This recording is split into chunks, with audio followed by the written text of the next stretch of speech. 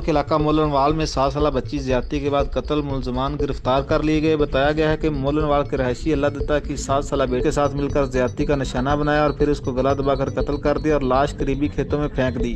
Sir जी कल साड़ी बच्ची 8 वजे की नहीं थी लभदी भी, असीं मस्जिदां च लान लून भी कराया, नहीं पता लगा। तो राती असीं रिजवान नूं थोड़ा जिहा डराया तो रिजवान नहीं मन्निया जी। तो सवेरे असीं उहनूं पुलिस की धमकी दी है भी असीं तैनूं पुलिस नूं फड़ाउण लगे आ।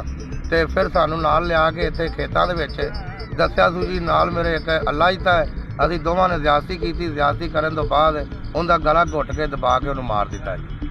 तो साडी अपील है इमरान खान अगे जी, सानूं इंसाफ मिलना चाहिए है। ये दोवें बंदे वापस नहीं आने चाहिए, इन्हां नूं फटे ते चढ़ना चाहिए जी।